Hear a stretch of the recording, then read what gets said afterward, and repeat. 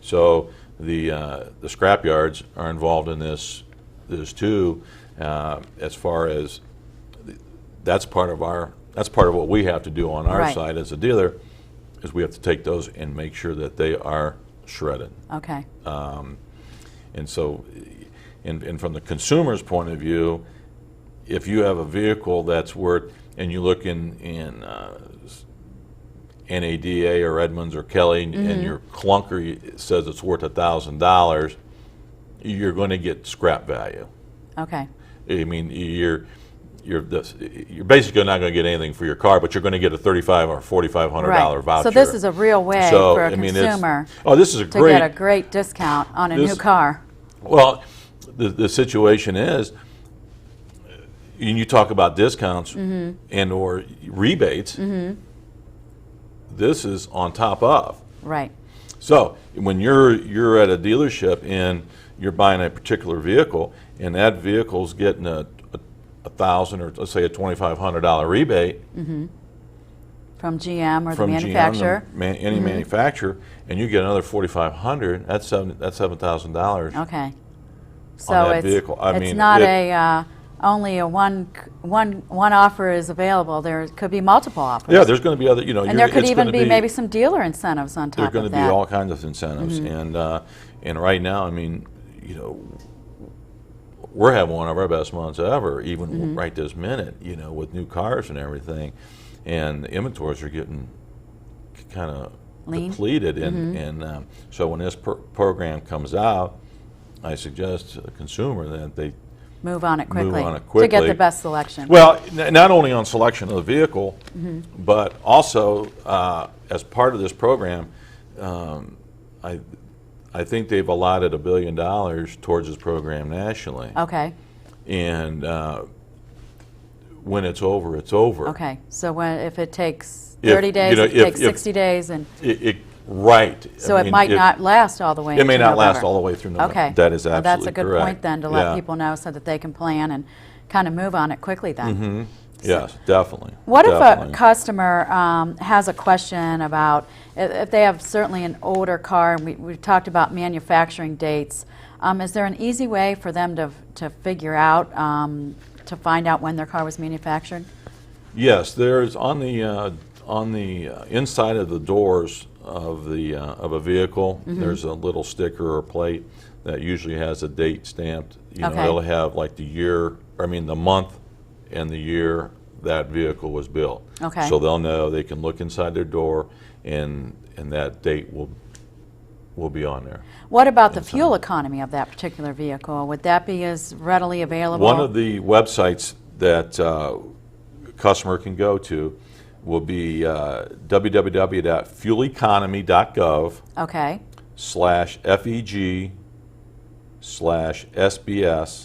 Okay, and we do have a copy of what that website looks like on well, screen okay, now. great. And what happens is, here's when you go to this website, this is the first slide you'll see, and all you have to do is click on your particular year of your vehicle, and we have an example here where we clicked on a 1986 and went to like a GMC pickup truck. Okay. And here's when you pull up to your GMC pickup truck, this is what you look at. And as you can see, it's 11 miles per gallon city, 15 miles per gallon highway, combined 12. That red 12, as you see on the slide, that's what we're making the determination on. Okay. So, in this particular case, that vehicle gets 12 miles a gallon. Now, next thing you can do, you can click on compare vehicles, and you go through the steps, and let's say in this particular example you're looking at purchasing a 2009 Pontiac G6. Okay. Well, you pull it up, and you get a nice slide here of the G6 getting 22 city, 30 highway, combined 25. So in this particular case, the fuel economy of the new vehicle being purchased is over 18 miles per gallon, obviously. Okay. It's at 25. It's over 10 miles better than what the truck was. Difference. So in that particular example, provided that truck was drivable, they owned it for a year. year.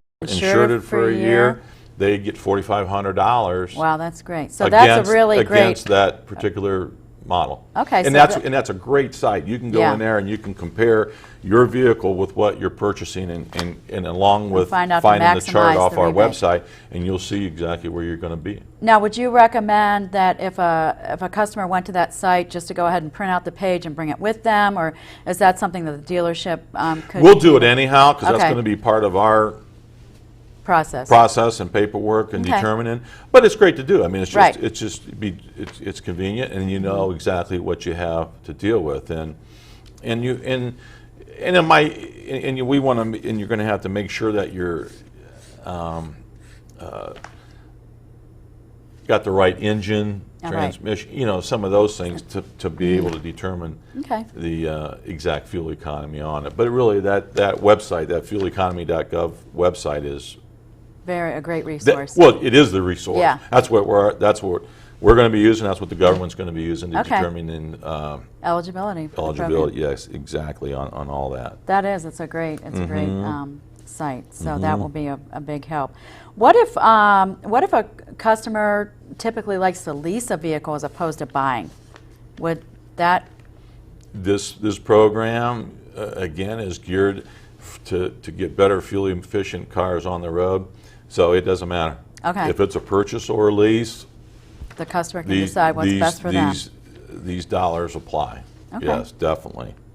And is there a cap on the price of the vehicle that a customer Yep, can as buy? we talked before, $45,000, $45,000 that's will be the maximum MSRP price. Okay, Not buying a vehicle for $50,000 that was discounted to $45,000. It's going to be they're determining us by MSRP, and Okay. $45,000 is the cap. is the cap Okay. on that. Yeah. Okay. Yep. What about used cars? Does this program apply to there are a lot of late model used cars, or maybe even demonstrator vehicles, or just different vehicles that might not be classified as new? Would that type of vehicle be eligible? Yeah. It's a good point, but unfortunately, this is geared strictly to a new vehicle. Okay. Part of the reasoning back behind this is to get more fuel efficient vehicles on the road and less pollutants and things like that. Yes, there are a lot of late model vehicles that do that. However, the other flip side part of this whole program is to get new car sales going again so that they can start building more new cars Okay. and getting plants back together, getting suppliers back to work and what have you. So this is all strictly geared towards the new car industry. Better yes. efficiency. Mm-hmm. I know we talked a little bit about the trade-in values, but in addition to the credit, maybe we can talk a little bit to consumers about trade-in values. And there might be some question, well, am I going to get that full credit for my trade? And maybe a little bit about how, as a dealership, how do you decide what that value is? Well, the value, if you look on the book, like if you looked at NADA Edmunds or whatever, and the value says your vehicle's worth $1,000, am I going to get $1,000 plus $3,500 or $4,500 to a total of $4,500 or $5,500? The answer is no. Okay. What value you may receive is salvage value. Okay. Right this minute, I checked with some companies today, and not even salvage yards, but shredding, companies that shred cars and compact cars. Right now, it's like $100 a ton Okay. is what That's the value. these vehicles are bringing. Okay. So it's all based on weight, and it's based on market price. Which will fluctuate. That fluctuates daily. Scrap fluctuates every day. So average cars probably, as a gentleman told me today, is probably $100 to $140 Okay. today Okay. on scrap.